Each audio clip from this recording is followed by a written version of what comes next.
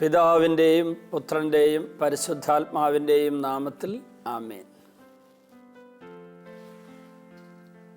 ഈശോയിൽ സ്നേഹമുള്ള ദൈവമക്കളെ, ഇന്ന് നമ്മൾ ബലിജീവിതത്തെക്കുറിച്ചുള്ള ഒരു ധ്യാനത്തിലേക്ക് പ്രവേശിക്കുകയാണ്.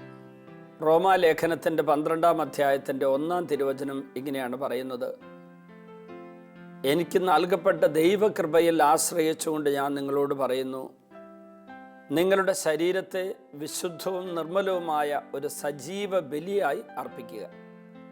അതാണ് യഥാർത്ഥത്തിലുള്ള ആരാധന. ശരീരത്തെ ഒരു ബലിയായി അർപ്പിക്കണം എന്ന് പൗലോസ്ലീഹ പറയുമ്പോൾ, നമ്മുടെ ഈ ശരീരം ദൈവം തന്നതാണ്. അമ്മയുടെ ഉദരത്തിൽ ഉരുവായ നിമിഷം നമുക്ക് ലഭിച്ച ഈ ശരീരം അമ്മയുടെ സഹായത്തോടെ, അതുപോലെ പിന്നീട് അമ്മയിൽ നിന്ന് ഈ ലോകത്തിലേക്ക് ഞാൻ സ്വതന്ത്ര വ്യക്തിയായി വന്നതിന് ശേഷം, ഉരുവായതിനു ശേഷം പുറത്തേക്ക് ലോകത്തിലേക്ക് വന്നതിന് ശേഷം, അനേകം വ്യക്തികളിലൂടെയും അനേകം ദൈവികമായ സംവിധാനങ്ങളിലൂടെയും വസ്തുക്കളിലൂടെയൊക്കെ എൻ്റെ ശരീരം വളർന്നു വന്നു. എൻ്റെ ശരീരത്തെക്കുറിച്ച് എനിക്ക് തന്നെ ഒരു അവബോധമുണ്ടാകുന്ന ഒരു പ്രായം വരുന്നു. ഈ ശരീരത്തെ ഉപയോഗിച്ചുകൊണ്ട് ഞാൻ അനവധി കാര്യങ്ങൾ ചെയ്യുന്നു. പക്ഷേ അങ്ങനെയുള്ള ഈ ശരീരം ഉപയോഗിച്ചുകൊണ്ടും ശരീരത്തിലൂടെയും ശരീരത്തിനു വേണ്ടിയും ഒത്തിരി കാര്യങ്ങൾ ചെയ്യുന്ന നമ്മുടെ ജീവിതചര്യകളിൽ എപ്പോഴും ഒരു ചൈതന്യം ആ ശരീരത്തെ നയിച്ചുകൊണ്ടിരിക്കണം. ആ ചൈതന്യം നമ്മുടെ ആത്മാവാണ്. ആത്മാവിൽ ദൈവം കുടികൊള്ളുന്നു. ദൈവം നമ്മുടെ ആത്മാവിൽ വസിക്കുന്നത് കൊണ്ട് നമ്മുടെ ആത്മാവിനെ ഞാൻ സക്രാരി എന്ന് വിളിക്കും, ശരീരത്തെ ദൈവാലയം എന്ന് പൗലോസ്ലീഹായുടെ വാക്കുകൾ ഉപയോഗിച്ച് വിളിക്കും. സക്രാരിയാകുന്ന ആത്മാവിൽ വസിക്കുന്ന ദൈവത്തിൻ്റെ സ്നേഹശക്തി ചൈതന്യം നമ്മുടെ ആത്മാവിൽ നിന്ന് ബുദ്ധിയിലേക്കും മനസ്സിലേക്കും ശരീരത്തിലേക്കും ഓരോ ഇന്ദ്രിയത്തിലേക്കും ഓരോ ജീവകോശത്തിലേക്കും ഒഴുകി ഇറങ്ങിയാൽ മാത്രമേ ശരീരം ഒരു ദൈവാലയത്തിൻ്റെ അഭിഷേകമുള്ള വിശുദ്ധിയുള്ള കാര്യമായി മാറുകയുള്ളൂ. ശരീരത്തെ ഒരു ബലിയാക്കി മാറ്റണമെങ്കിൽ ശരീരത്തെ ദൈവാലയമാക്കി നമ്മൾ മാറ്റണം. 1 കൊറിന്തോസ് 3:16-17 നമ്മൾ വായിക്കുന്നു: നിങ്ങളുടെ ശരീരം ദൈവത്തിൻ്റെ ആലയമാണ്, ദൈവത്തിൻ്റെ ആത്മാവ് നിങ്ങളിൽ വസിക്കുന്നുണ്ട്, നിങ്ങൾക്ക് അറിഞ്ഞുകൂടെ? ദൈവത്തിൻ്റെ ആലയത്തെ നശിപ്പിക്കുന്നവനെ ദൈവം നശിപ്പിക്കും. ദൈവത്തിൻ്റെ ആലയം പരിശുദ്ധമത്രേ, ആ ആലയം നിങ്ങൾ തന്നെ.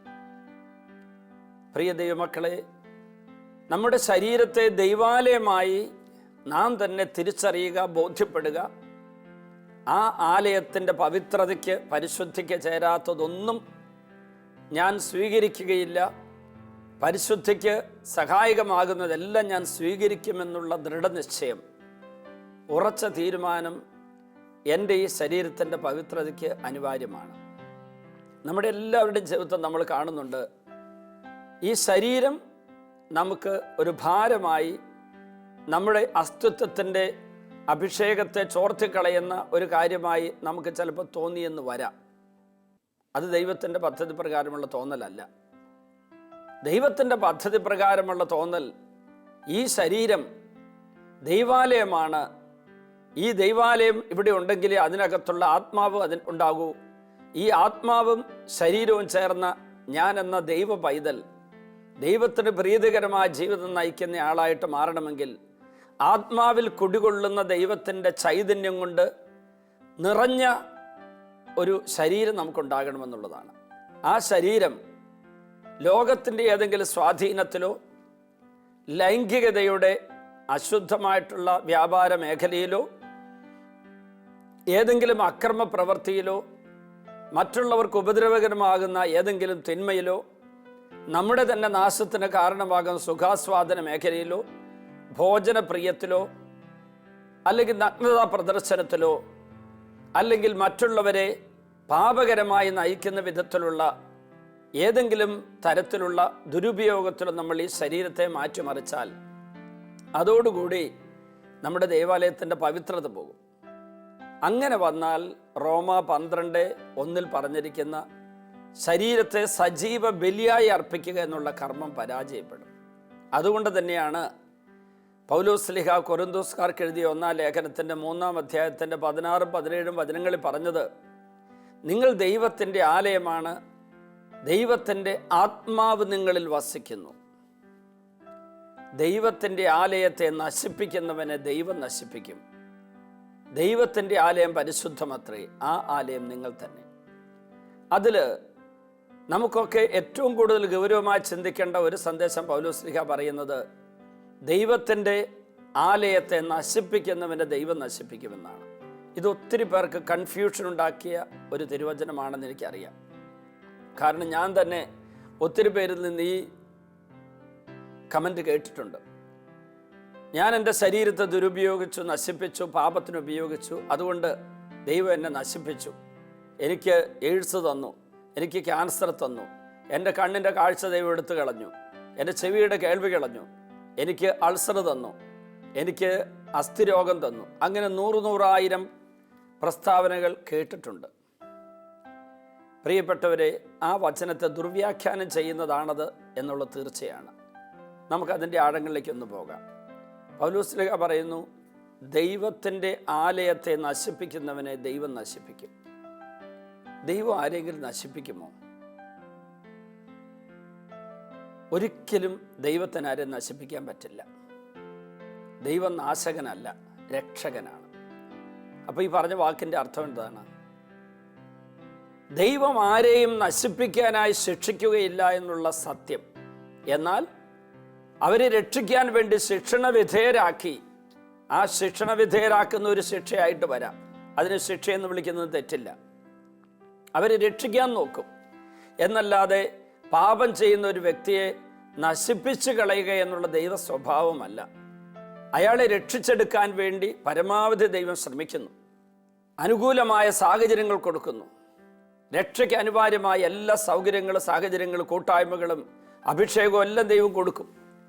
എന്നിട്ട് അതിനോട് നിസ്സഹകരിച്ച് യൂദാസിനെ പോലെ ദൈവത്തെ പരിപൂർണമായി ഉപേക്ഷിച്ച് ദൈവത്തെങ്കിലേക്ക് തിരിയാതെ അനുസരണക്കേടും ധിക്കാരവും ഏറ്റവും ക്രൂരമായ ദൈവപുത്രനെ, രക്ഷകനെ ഒറ്റക്കൊടുക്കുന്ന പാപവും ചെയ്ത് ആത്മനാശത്തിലേക്ക് നീങ്ങുന്ന യൂദാസ് ദൈവം കൊടുക്കുന്ന സൽപ്രേരണ പോലും കേൾക്കാനാവാതെ ബന്ധിതനായി. കാരണം യോഹന്നാന്റെ സുവിശേഷം 13-ാം അധ്യായത്തിൻ്റെ 27-ാം തിരുവചനത്തിൽ നമ്മൾ വായിക്കുന്നു, അപ്പക്കഷണം സ്വീകരിച്ച ഉടനെ അവനിൽ സാത്താൻ പ്രവേശിച്ചു. അതിൻ്റെ അർത്ഥം എന്താണെന്നറിയാമോ? യേശുവിനെ അവൻ സ്വീകരിക്കുമ്പോൾ യേശുവിൻ്റെ ആത്മാവ് അവനിൽ പ്രവേശിക്കേണ്ടതായിരുന്നു. ദിവ്യകാരുണ്യം സ്വീകരിക്കുന്ന ഓരോരുത്തരിലും സംഭവിക്കുന്ന അത്ഭുതം അതാണ്. പക്ഷെ ഇവിടെ ദിവ്യകാരുണ്യം ആ യേശുവിനെ അവൻ സ്വീകരിച്ചപ്പോൾ അവന് സാത്താൻ പ്രവേശിച്ചു എന്നുള്ള നമ്മളെയൊക്കെ വേദനിപ്പിക്കുന്നതും അങ്ങേയറ്റം അതിശയിപ്പിക്കുന്നതുമായ ഒരു വാചകം ബൈബിള് വായിക്കുന്നു. യോഹന്നാൻ 13:27. എന്താ പറഞ്ഞതിൻ്റെ അർത്ഥം? യേശുവിനെ മനസ്സുകൊണ്ടും ഹൃദയം കൊണ്ടും ഉൾക്കൊള്ളാത്ത ഒരാൾ അപ്പത്തിൻ്റെ രൂപത്തിൽ യേശുവിനെ ഉൾക്കൊള്ളാൻ നോക്കിയാൽ, അയോഗ്യതയോടെയുള്ള ദിവ്യകാരുണ്യ സ്വീകരണം എന്ന പാപത്തിൽ അധപതിച്ചാൽ, അപ്പോൾ തന്നെ അയാളെ പിശാചിന് പിടികൂടാൻ പറ്റും. അയാളെ പിശാച് ബാധിച്ചു എന്നുള്ള, പിശാച് ബാധ എന്നുള്ള വാക്കല്ല ഇവിടെ ഉപയോഗിക്കേണ്ടത്. അത് പിശാച് അയാളുടെ മനസ്സിനെ ഒബ്സസ് ചെയ്തു. ഒബ്സക്ഷനാണത്. അയാളുടെ ഉള്ളിൽ, മനസ്സിനകത്ത് പിശാച് കയറി. അതോടുകൂടി മനസ്സിനുള്ളിൽ കയറിയ പിശാചിൻ്റെ നിമന്ത്രണങ്ങൾക്ക് മാത്രം ചെവി കൊടുക്കാൻ പറ്റിയ ഒരു ദുരിതം അവനെ പിടികൂടി. അല്ലെങ്കിൽ ഒരു ഗൗരവതരമായിട്ടുള്ളൊരു പരാജയം അവനുണ്ടായി. ഇനി ദൈവസ്വരം കേൾക്കാൻ പറ്റില്ല. എന്നാലും ദൈവം അവനെ കൈവിടില്ല. യൂദാസ് ആത്മഹത്യ ചെയ്യുന്ന ആ നിമിഷം വരെ, തൻ്റെ ആത്മാവിനെ പിശാചിനെ ഏൽപ്പിച്ചു കൊടുത്ത നിമിഷം വരെ ദൈവത്തിൻ്റെ ആത്മാവ് ആ വാതിലിൽ മുട്ടിക്കൊണ്ടിരുന്നു. വാതിൽ തുറക്കുക, ആരെങ്കിലും എൻ്റെ സ്വരം കേട്ട് വാതിൽ തുറന്നു തന്ന് ഞാൻ അവൻ്റെ അകത്ത് വരും, അവനോടൊപ്പം ഭക്ഷിക്കുമെന്നുള്ള തിരുവചന പ്രകാരമുള്ള തിരുമുട്ടൽ അവിടെ നടന്നുകൊണ്ടിരിക്കുക. തമ്പുരാൻ വാതിൽ മുട്ടിക്കൊണ്ടിരിക്കുകയായിരുന്നു. എന്നാൽ അവൻ്റെ ജീവിത ബലിയർപ്പണത്തിൻ്റെ മഹാപരാജയത്തിൽ അവൻ ദൈവസ്വരം കേൾക്കാൻ പറ്റാത്ത വിധത്തിലുള്ള ബന്ധനത്തിൽ വീണതുകൊണ്ട്, പിശാചിൻ്റെ സ്വരം മാത്രം കേൾക്കുന്ന ദുരിതത്തിൽ പെട്ടതുകൊണ്ട്, ദുരവസ്ഥയിൽ വീണതുകൊണ്ട് അവൻ ദൈവസ്വരം കേൾക്കാതെ ആത്മാഹുതി ചെയ്തു. അതായത് ആത്മാവിനെ പിശാചിന് കൈയാളിച്ചു കൊടുത്തു. ആത്മഹത്യ എന്ന് പറഞ്ഞാൽ ഒരു ആത്മാവിനെ, ദൈവം നൽകിയിരിക്കുന്ന ആത്മാവിനെ ഒരു വ്യക്തി ബോധപൂർവം അല്ലെങ്കിൽ ദൈവത്തിൻ്റെ സ്വരം കേൾക്കാതെ, ദൈവമാരാണെന്ന് അറിഞ്ഞിട്ട് പോലും ദൈവസ്വരം കേൾക്കാതെ ഈ ആത്മാവിനെ പിശാചിൻ്റെ കൈകൊണ്ട് ഏൽപ്പിച്ചു കൊടുക്കുന്നതാണ് പണി. എന്ന് കരുതി ആത്മഹത്യ ചെയ്ത എല്ലാവരും പിശാചിൻ്റെ ആയിപ്പോയി നരകത്തിൽ പോയി എന്ന് വിധിക്കാൻ നമ്മളാരുമല്ല. പൊതുവെ പറഞ്ഞാൽ ആത്മഹത്യ ചെയ്യുന്ന വ്യക്തിയുടെ ആത്മാവിനെ അയാൾ പിശാചിനെ ഏൽപ്പിച്ചു കൊടുക്കുകയാണ്. പക്ഷേ അവസാന നിമിഷം ശരീരത്തിലെ ജീവൻ ചോർത്തിക്കളയുന്ന ആ പ്രക്രിയയുടെ അവസാന നിമിഷം അയാൾ പശ്ചാത്തപിച്ചോ ഇല്ലയോ എന്ന് പുറത്തു നിൽക്കുന്ന ഒരാൾക്ക് വിധി പ്രഖ്യാപിക്കാൻ പറ്റാത്തതുകൊണ്ട്, ജഡ്ജ് ചെയ്യാൻ പറ്റാത്തതുകൊണ്ട് ആ വ്യക്തിയെക്കുറിച്ചുള്ള ദൈവത്തിൻ്റെ വിധി എന്താണെന്ന് നമ്മൾ പറയാൻ പാടില്ല. അയാൾ അനുദപിച്ചിട്ടുണ്ടോ, അവസാന നിമിഷം തെറ്റുപറ്റിപ്പോയി, പക്ഷെ ജീവൻ തിരിച്ചു പിടിച്ചു നിർത്താനോ തിരിച്ചെടുക്കാനോ പറ്റാത്തൊരവസ്ഥയിലാണ് അയാൾ മരിക്കുന്നതെങ്കിൽ അയാളുടെ ആത്മാവ് പിശാചിങ്കിൽ എത്തി എന്ന് വിധി പ്രഖ്യാപിക്കാൻ നമുക്ക് പറ്റില്ല. സബ്ജക്റ്റീവായിട്ടെന്ന് പറയാം. എന്നാൽ ആ വ്യക്തിയെ സംബന്ധിച്ചുള്ള കാര്യം നമുക്ക് പറയാൻ പറ്റില്ല. പക്ഷെ ഒബ്ജക്റ്റീവായി, വസ്തുനിഷ്ഠമായി പറഞ്ഞാൽ അത് പിശാചിനെ ഏൽപ്പിച്ചു കൊടുക്കല. ബലിയായിട്ട് ജീവിതത്തെ മാറ്റുന്നില്ലാത്തതിൻ്റെ ദുരന്തം ഉണ്ടായത്. ഇനി നമുക്ക് തിരിച്ചു വീണ്ടും 1 കൊരിന്തോസ് 3:16-17 വരാം. അവിടെ എന്താ പറഞ്ഞത്? ദൈവത്തിൻ്റെ ആലയത്തെ നശിപ്പിക്കുന്നവരെ ദൈവം നശിപ്പിക്കും. ഈ പറഞ്ഞതിൻ്റെ അർത്ഥം നമ്മുടെ ദൈവാലയമാകുന്ന ഈ ശരീരത്തെ നശിപ്പിക്കുക എന്ന് പറഞ്ഞാൽ അത് നമ്മൾ ഒറ്റയ്ക്ക് ചെയ്യുന്ന ഒരു പ്രക്രിയ അല്ല.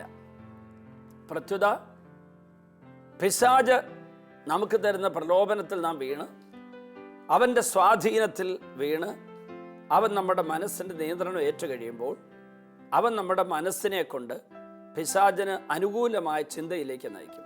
പിശാചിൻ്റെ പദ്ധതി എന്താണ്, ആഗ്രഹം എന്താണ്, അതിലേക്ക് നയിക്കും. ജെറമ്യ പുസ്തകത്തിൽ 29-ാം അധ്യായത്തിൽ 11 മുതലുള്ള തിരുവചനങ്ങളിൽ ദൈവത്തെ നമ്മെക്കുറിച്ചുള്ള പദ്ധതിയെക്കുറിച്ച് പറയുന്നുണ്ട്. എനിക്ക് നിങ്ങളെക്കുറിച്ചൊരു പദ്ധതിയുണ്ട്, നിങ്ങളുടെ നാശത്തിലല്ല ക്ഷേമത്തിനുള്ള പദ്ധതി. ആ തിരുവചനത്തിൻ്റെ മറുവശം എടുത്ത് നോക്കിക്കേ. ആ തിരുവചനം പൂർണ്ണമായി മാറ്റിക്കളഞ്ഞിട്ട് പിശാച് പറയുന്നത് ഇങ്ങനെ ഒന്ന് മനസ്സിലാക്കുക. പിശാച് പറയുന്നു, എനിക്ക് നിങ്ങളെക്കുറിച്ചൊരു പദ്ധതിയുണ്ട്. നിങ്ങളുടെ രക്ഷയ്ക്ക് വേണ്ടിയുള്ളതല്ല, നിങ്ങളുടെ നാശത്തിന് വേണ്ടിയുള്ള പദ്ധതി, നിങ്ങളുടെ ക്ഷേമൈശ്വര്യങ്ങൾക്ക് വേണ്ടിയുള്ളതല്ല, നിങ്ങളുടെ ദുരിതത്തിന് വേണ്ടിയുള്ള പദ്ധതി. ഇതാണ് പിശാച് പറയുന്നത് മനസ്സിലാക്കുക. അപ്പോൾ പിശാച് പ്രലോഭകനായി എൻ്റെ പക്കലേക്ക് വരുമ്പോൾ ഞാൻ ആ നിമിഷം തന്നെ കർത്താവിലേക്ക് തിരിയാതെ, കർത്താവിൻ്റെ സ്വരം കേൾക്കാതെ, ഹൗവ അന്ന് ചെയ്തതുപോലെ പിശാച് പ്രലോഭനമായി വന്നപ്പോൾ അവരുടെ ഭർത്താവിനെ ആ സമയത്ത് വിളിച്ചു കൊണ്ടുവന്ന് ജീവന്റെ വൃക്ഷത്തിലേക്ക് പോകാതെ ആ നന്മതിന്മകളിലെ അറിവിൻ്റെ വൃക്ഷമായ വിലക്കപ്പെട്ട വൃക്ഷത്തിൻ്റെ അടുത്തേക്ക് പോയപ്പോൾ വിലക്കപ്പെട്ട കനി തിന്നേണ്ട ദുരവസ്ഥ ഉണ്ടായില്ലേ? അതുപോലെ സംഭവിക്കും. പിശാച് പ്രലോഭനവുമായി വരുമ്പോൾ പ്രലോഭകനായ സാത്താനോട് നമ്മൾ നോ പറയുന്നത് മറ്റൊരു രക്ഷാകരമായ ഒരു പ്രവൃത്തിയിലൂടെയാണ്. ദൈവത്തെങ്കിലേക്ക് തിരിഞ്ഞ് ദൈവത്തോട് യേശു പറഞ്ഞേക്കുക. പിശാചിനോട് സംസാരിക്കാനോ മറുതലിക്കാനോ യുദ്ധം ചെയ്യാനോ നോ പറഞ്ഞുകൊണ്ടിരിക്കാനോ തർക്കിക്കാനോ അല്ല പോകേണ്ടത്. ഹൗവ ചെയ്തതുപോലെ തർക്കം തുടങ്ങിയാൽ അവൻ ദുർജ്ഞാനം കുത്തിവെച്ച് നമ്മിലുള്ള ജ്ഞാനം ചോർത്തിക്കളയും. അങ്ങനെ വരുമ്പോൾ പ്രലോഭകനായ സാത്താൻ ഇങ്ങ് വരുമ്പോൾ നാം ചെയ്യേണ്ടത് പ്രലോഭകനായ സാത്താനോട് മറുതലിക്കാനായിട്ടുള്ള ഏറ്റവും നല്ല ആയുധം തമ്പുരാനോട് സംസാരിക്കുക, തമ്പുരാൻ്റെ സവിധത്തിലായിരിക്കുക, തമ്പുരാനുമായുള്ള ബന്ധം ദൃഢതരമാക്കുക എന്നുള്ളതാണ്. അങ്ങനെ ചെയ്യാതിരുന്നാൽ പിശാച് നമ്മെ നശിപ്പിക്കാനുള്ള പ്രവർത്തനം ഇത് അപൂർത്തീകരിക്കുന്ന അവസ്ഥയിലേക്ക് വരും. അവൻ നമ്മുടെ അടുത്തേക്ക് വരുമ്പോൾ നാം അവനോട് സഹകരിച്ചാൽ മാത്രമേ നമുക്ക് നാശമുണ്ടാകൂ. അതായത് നമ്മളെ നശിപ്പിക്കുന്ന ദൈവമല്ല, നമ്മളെ നശിപ്പിക്കുന്ന സാത്താനാണ്. ദൈവത്തിൻ്റെ ആലയത്തെ നശിപ്പിക്കുന്നവനെ യോഹന്നാന്റെ സുവിശേഷം 10-ാം അധ്യായം 10-ാം തിരുവചനം, കള്ളൻ പിശാച് വരുന്നത് മോഷ്ടിക്കാനും കൊല്ലാനും നശിപ്പിക്കാനുമാണ്. അപ്പോൾ ആരാണ് ഈ നശിപ്പിക്കുന്നത്? ആരാണ് നാശകൻ? പിശാച്. പിശാചാണ് ഈ നശിപ്പിക്കുന്നത്. പക്ഷെ ഒരു കാര്യം കൂടെ അറിയണം, എൻ്റെ അനുവാദവും സഹകരണവും കൂടാതെ ഒരിക്കലും നശിപ്പിക്കാൻ പിശാചിന് പറ്റില്ല. എൻ്റെ കൾപ്പബിലിറ്റി അല്ലെങ്കിൽ എൻ്റെ ഈ കാര്യത്തിലുള്ള എൻ്റെ കുറ്റം, എൻ്റെ തെറ്റ് അവിടെയുള്ള എൻ്റെ റെസ്പോൺസിബിലിറ്റി, എൻ്റെ ഉത്തരവാദിത്വം ഏതിലാണെന്നറിയോ? എൻ്റെ തമ്പുരാനോട് ഞാൻ യേശു പറയേണ്ടതിന് പകരം പിശാചിനോട് യേശു പറഞ്ഞു. ആ പിശാചിനോട് യേശു പറഞ്ഞപ്പോൾ അവൻ പിന്നെ എന്നെ കൊണ്ട് എല്ലാം ചെയ്യിപ്പിക്കും, യൂദാസിനെ കൊണ്ട് ചെയ്യിപ്പിച്ചതുപോലെ. പ്രിയപ്പെട്ടവർ, ഇവിടെയാണ് പിശാചിൻ്റെ ബന്ധനത്തിൻ്റെ ഏറ്റവും ശക്തി പ്രകടമാകുന്നത്. പിന്നെ എനിക്ക് എൻ്റെ ഇഷ്ടമനുസരിച്ച്, ദൈവേഷ്ടമനുസരിച്ച് പ്രവർത്തിക്കാൻ പറ്റില്ല. പിശാച് പറയുന്ന പോലെ പ്രവർത്തിക്കേണ്ടി വരും. അപ്പോൾ എന്ത് സംഭവിക്കും? ആ എന്നെ നശിപ്പിക്കാൻ വരുന്ന പിശാച് എന്നെ നശിപ്പിക്കും. എന്നെ നശിപ്പിക്കുക എന്ന് പറഞ്ഞാൽ എൻ്റെ ആത്മാവിനെ മാത്രമല്ല, ശരീരത്തെയും മനസ്സിനെയും ഇന്ദ്രിയങ്ങളെ എല്ലാറ്റിനും നശിപ്പിക്കുകയാണ് ചെയ്യുക. എനിക്കുള്ളതിനെ എന്നെ നശിപ്പിക്കുക ചെയ്യുക. അങ്ങനെ എന്നെ നശിപ്പിക്കാൻ വരുന്ന സാത്താൻ, അവനെ ഈശോ നശിപ്പിക്കും. ആ സമയത്ത് ഞാൻ സാത്താനെ കെട്ടിപ്പിടിച്ചുകൊണ്ടിരുന്നാൽ ഞാനും ആ കൂടെ നശിച്ചു പോകും. എന്നാൽ സാത്താനെ ഉപേക്ഷിച്ച് ദൈവമേ എന്ന് വിളിച്ച് ദൈവത്തിൻ്റെ നേരെ തിരിഞ്ഞാൽ സാത്താൻ നശിപ്പിക്കപ്പെടുകയും ഞാൻ രക്ഷിക്കപ്പെടുകയും ചെയ്യും. അതുകൊണ്ട് പ്രിയപ്പെട്ടവരെ, ശരീരത്തെ ഒരു ബലിയാക്കി മാറ്റുക എന്ന് പറഞ്ഞാൽ, ഒരു ബലിയർപ്പണം ശരീരം വഴി നടത്തുക എന്ന് പറഞ്ഞാൽ, നമ്മുടെ ജീവിതത്തിൽ നിരന്തരം ദൈവത്തോട് ചേർന്നിരുന്നാൽ മാത്രം ചെയ്യാൻ പറ്റിയൊരു കാര്യമാണ്. എപ്പോൾ പാപം വഴി പിശാചിനോട് ചേരുന്നുവോ, പ്രലോഭകനായ സാത്താന് എൻ്റെ തലകുനിച്ച് ഞാൻ കൊടുത്ത് യെസ് എന്ന് പറയുന്നുവോ, അപ്പോൾ എൻ്റെ ബലി തകർന്നു, എൻ്റെ ബലി ഇല്ലാതായി. എൻ്റെ ജീവിതത്തെ, ശരീരത്തെ ഒരു ബലിയാക്കി മാറ്റണമെങ്കിൽ പ്രിയപ്പെട്ടവരെ, ദൈവത്തോട് ചേർന്നിരിക്കണം. എന്നെ കേട്ടുകൊണ്ടിരിക്കുന്ന ദൈവമക്കളെ, പിശാച് നമ്മളെ നശിപ്പിക്കാൻ പറ്റുന്ന അവൻ്റെ ഗൂഢതന്ത്രങ്ങൾ, അവൻ്റെ എല്ലാ നിഗൂഢ വഴികൾ, അവൻ്റെ ഇരുട്ട് നിറഞ്ഞ മാർഗങ്ങൾ, അത് തിരിച്ചറിയണമെങ്കിൽ ഞാൻ ദൈവത്തോട് ചേർന്നിരിക്കണം. ദൈവത്തിൻ്റെ തിരികെ നിരന്തരം അന്വേഷിച്ചുകൊണ്ടിരിക്കണം. അവിടുന്ന് തരുന്ന എല്ലാ സ്വർഗീയമായ സമ്മാനങ്ങൾ സ്വീകരിക്കണം. തിരുവചനമുണ്ട്, കൂദാശകളുണ്ട്, കൂട്ടായ്മകളുണ്ട്, തിരുസഭയുണ്ട്, സഭയിലൂടെയുള്ള പ്രബോധനങ്ങളുണ്ട്, നമ്മുടെ മുമ്പേ കടന്നുപോയ വിശുദ്ധാത്മാക്കളുടെ ജീവിത സാക്ഷ്യങ്ങളുണ്ട്, അവരിലൂടെ വന്ന പരിശുദ്ധാത്മാവിൻ്റെ തിരുമൊഴികളുണ്ട്. അതെല്ലാം നമ്മുടെ മുമ്പിൽ കത്തുന്ന, ജ്വലിച്ചു നിൽക്കുന്ന വിളക്കുകളായിട്ടുള്ളപ്പോൾ അവയിലേക്ക് തിരിഞ്ഞാൽ ഇരുട്ടിൻ്റെ അധിപനായ സാത്താൻ്റെ പിടിയെ നമ്മൾ പെട്ടുപോവില്ല. അപ്പോൾ ജീവിത ബലി അർപ്പിക്കാൻ, ശരീരത്തെ ഒരു ബലിവസ്തുവാക്കി മാറ്റുവാൻ, ജീവിതം മുഴുവനും ഒരു ബലിയാക്കി മാറ്റുവാൻ നമുക്ക് സാധിക്കും. നമുക്ക് പ്രാർത്ഥിക്കാം. കാരുണ്യവാനായ ഈശോയെ, ഇന്നത്തെ ഈ ശുശ്രൂഷയിൽ പങ്കെടുത്ത എല്ലാ ദൈവമക്കളെയും ഒത്തിരി അനുഗ്രഹിക്കണം ഈശോയെ. ജീവിത ബലി അർപ്പിക്കാനായിട്ടുള്ള പരിശ്രമത്തിൽ പലപ്പോഴും ക്ഷീണിച്ചും തളർന്നും മുന്നോട്ട് പോകാനാവാതെ വല്ലാതെ വേദനിക്കുന്ന അനേകം പേര് ഈ ലോകത്തിലുണ്ട്. നല്ല ജീവിതം നയിക്കാൻ ആഗ്രഹമുണ്ട്, പക്ഷേ ആഗ്രഹിക്കുന്ന നന്മ ചെയ്യാനാവാതെ ആഗ്രഹിക്കാത്ത തിന്മ ചെയ്തു പോകുന്ന ദുർഭകാവസ്ഥയിലുള്ളവരുണ്ട്. ഞങ്ങളുടെ ഈ ബലഹീനത ഞങ്ങൾ ഏറ്റുപറയുന്നു കർത്താവേ. ഈ ശുശ്രൂഷ പങ്കെടുക്കുന്ന എല്ലാവരുടെ കുടുംബങ്ങളിൽ നിന്ന്, എല്ലാ വ്യക്തികളിൽ നിന്ന്, എല്ലാവരുടെയും ജീവിത വിശദാംശങ്ങളിൽ നിന്ന്, ശുശ്രൂഷകളിൽ നിന്ന്, ആത്മീയ ജീവിത മേഖലകളിൽ നിന്ന് എല്ലാ ദുരാത്മശക്തി സ്വാധീന ബന്ധനങ്ങളും അഴിച്ചു നീക്കണേ കർത്താവേ. എല്ലാവരെയും അനുഗ്രഹിക്കണമേ. രോഗികളാവരിലേക്ക് ഇപ്പോൾ സൗഖ്യം അയക്കണമേ. ഈ വചനം കേട്ടുകൊണ്ടിരുന്ന രോഗികളെ തൊട്ട് സുഖപ്പെടുത്തണേ കർത്താവേ. അത്ഭുതങ്ങളും അടയാളങ്ങളും അവർ പ്രവർത്തിക്കണമേ. ഓരോരുത്തരും അവരായിരിക്കുന്ന അവസ്ഥയിലേക്ക്, സാഹചര്യത്തിലേക്ക്, സ്ഥലങ്ങളിലേക്ക് അങ്ങയുടെ ശക്തി അയക്കണേ കർത്താവേ. ഈ വചനം കേൾക്കുന്ന എല്ലാവരും ഇപ്പോൾ വചനത്തിൻ്റെ ജീവനാണെന്നറിയട്ടെ. ഈ വചനത്തിലൂടെ അങ്ങ് തന്നെയാണല്ലോ പ്രവർത്തിക്കുന്ന കർത്താവേ. അങ്ങയുടെ പരിശുദ്ധ ശക്തിയാൽ അവരിലുള്ള തിന്മകളൊക്കെ വിട്ടുപോട്ടെ എന്ന് പ്രാർത്ഥിക്കുന്നു. നമ്മുടെ കർത്താവ് ഈശോ മിശിഹായുടെ കൃപയും പിതാവായ ദൈവത്തിൻ്റെ സ്നേഹവും പരിശുദ്ധാത്മാവിൻ്റെ സഹവാസം നിങ്ങളോടുകൂടി ഉണ്ടായിരിക്കട്ടെ, ഇപ്പോഴും എപ്പോഴും എന്നേക്കും. ആമേൻ.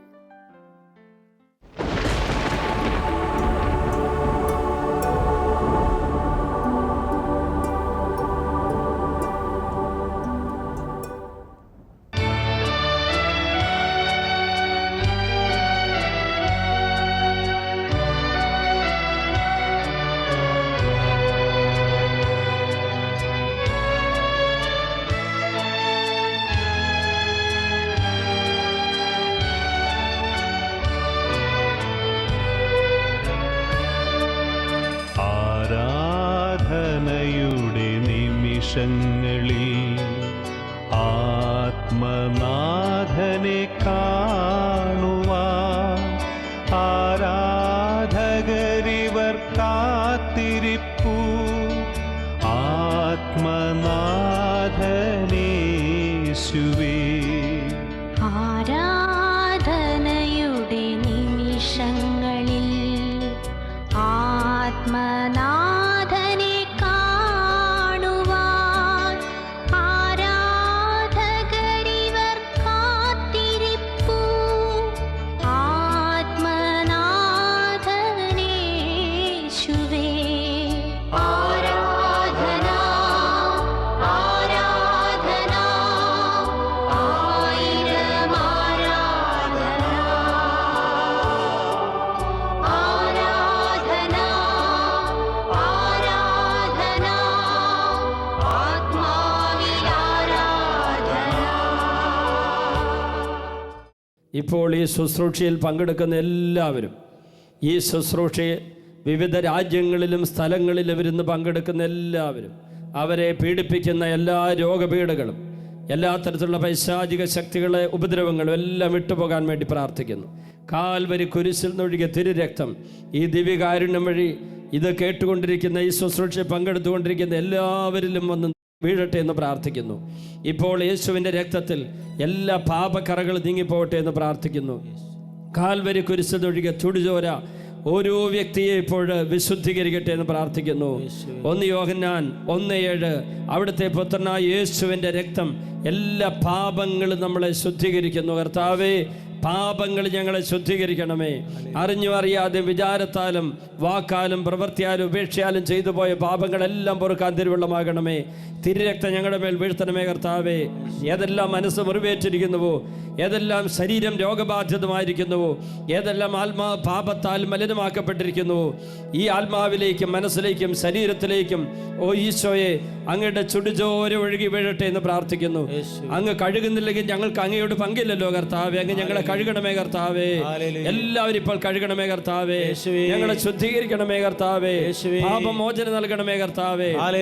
എല്ലാ മക്കളും അനുഗ്രഹിക്കപ്പെടട്ടെ. കോടിക്കണക്കിന് ജനങ്ങളിലേക്ക് ഈ വലിയ ശുശ്രൂഷയുടെ ശക്തി ഒഴുകട്ടെ എന്ന് പ്രാർത്ഥിക്കുന്നു.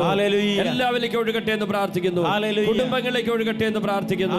പാപികൾ മാനസാന്തരപ്പെടട്ടെ. ബന്ധനം മോചിക്കപ്പെടട്ടെ. രോഗികൾ സൗഖ്യം പ്രാപിക്കട്ടെ.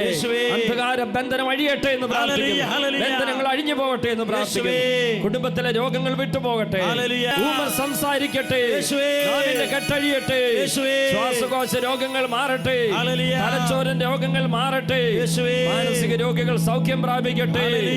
അവരുടെ എല്ലാ കെട്ടുകളും അഴിഞ്ഞു പോകട്ടെ. യേശുവിന്റെ നാമത്തിൽ സൗഖ്യമുണ്ടാകട്ടെ. വായിലെ മോണയിലെ പല്ലിന്റെ രോഗങ്ങളെല്ലാം വിട്ടുപോകട്ടെ. തൊണ്ടയിലെ ശ്വാസകോശത്തിലെ രോഗങ്ങൾ വിട്ടുപോകട്ടെ. ഹൃദയത്തിന്റെ രോഗങ്ങൾ വിട്ടുപോകട്ടെ. ആമാശയത്തിന്റെ രോഗങ്ങൾ വിട്ടുപോകട്ടെ. കുടലിലെ രോഗങ്ങൾ വിട്ടുപോകട്ടെ. എല്ലാ രോഗികളും സൗഖ്യം പ്രാപിക്കട്ടെ. പ്രമേഹ രോഗം വിട്ടുപോകട്ടെ. പാൻക്രിയാസ് സൗഖ്യം പ്രാപിക്കട്ടെ. കരൾ രോഗം വിട്ടുപോകട്ടെ. എല്ലാ നാഡീഞരമ്പുകളും ബലം പ്രാപിക്കട്ടെ. അസ്ഥികൾ ബലം പ്രാപിക്കട്ടെ. അസ്ഥികളെ സുഖപ്പെടുത്തണമേ. തളർന്ന ശരീരം ബലം പ്രാപിക്കട്ടെ. ത്വക്ക് രോഗം മാറട്ടെ.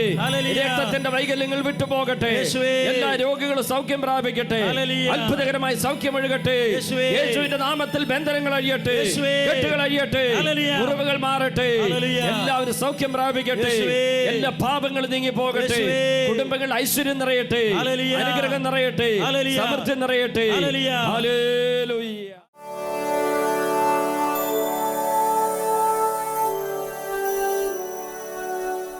ബാബു എന്ന ഈ സഹോദരൻ ചേർത്തല സ്വദേശിയാണ്. കെട്ടിട പണിയിൽ ഇടയ്ക്ക് കമ്പി മുറിച്ചുകൊണ്ടിരിക്കുമ്പോൾ പെട്ടെന്ന് നടുവിനൊരു പിടുത്തമുണ്ടായി. അങ്ങനെ 22 വർഷങ്ങളായിട്ട് സഹോദരന് ഈ പ്രശ്നമുണ്ട്. നടു കുനിക്കാൻ പറ്റില്ല, നിവർന്നു നിൽക്കാൻ പ്രയാസം, ഒരു ജോലിയും ചെയ്യാൻ പറ്റാത്തുള്ള നടുവിന് വേദനയായിരുന്നു. ഇപ്പം നടു കുനിച്ചേ, നിവർന്നേ, നിലത്തൊന്നിരുന്നേ, എഴുന്നേറ്റേ. വേദനയുണ്ടോ? ഇല്ല. 22 വർഷങ്ങളായിട്ട്. എന്നാണ് ഈ വേദന തുടങ്ങിയ? സംഭവം എന്നാ ഉണ്ടായത്? സംഭവം പണി തുടങ്ങിയ ഏത് വർഷമാണിത്? 92. അപ്പോൾ 22 വർഷങ്ങളായിട്ടുള്ള വേദനയാണ് ഇപ്പോൾ ഇന്നത്തെ ഈ ധ്യാനം തുടങ്ങിയ അവസരത്തിൽ തന്നെ കർത്താവ് ഇവിടെ വന്ന് കയറി കുറച്ച് കഴിഞ്ഞപ്പോൾ തന്നെ കർത്താവ് സുഖപ്പെടുത്തിയത്. കൈയടിച്ച് ഈശോയ്ക്ക് നന്ദി പറയാം ഈ അത്ഭുത സൗഖ്യത്തെ ഓർത്ത്. ഹല്ലേലൂയ.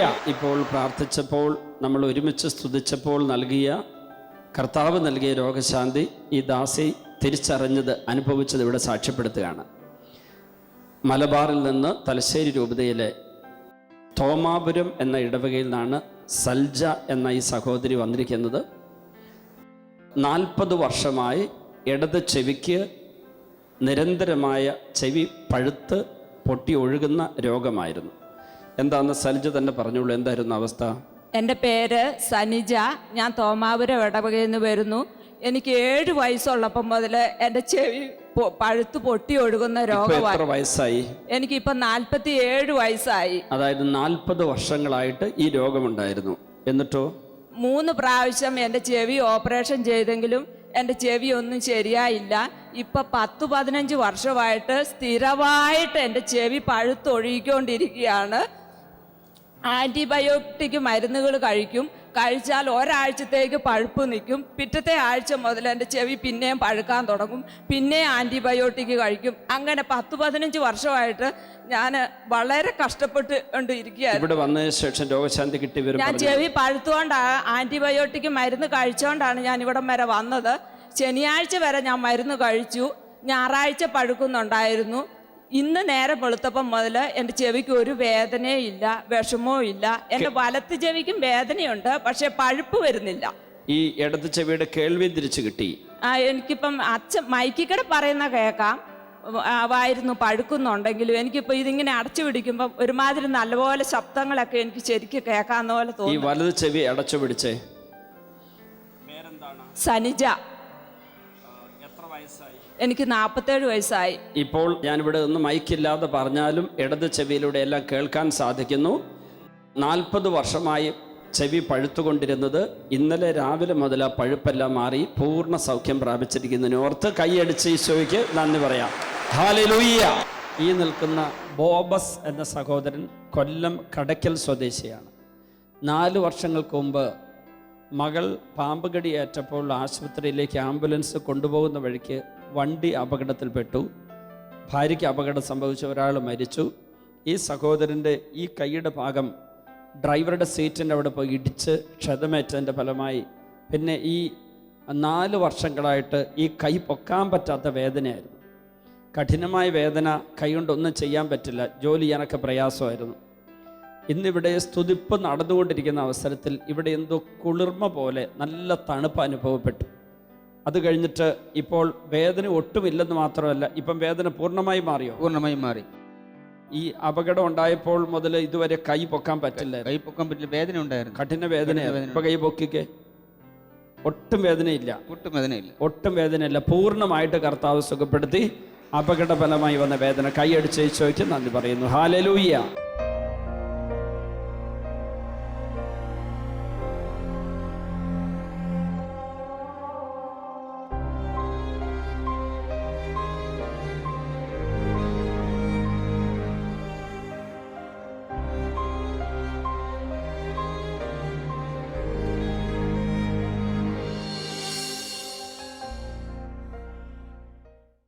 വിശദ വിവരങ്ങൾക്ക് director divine vision divine retreat centre, Muringoor, Chalakudy 680316, Kerala, south India. Telephone 0091 480 270 8098, 0091 480 270 2613, fax 0091 480 270 8097, email mail.divintv@gmail.com, website www.drcm.org.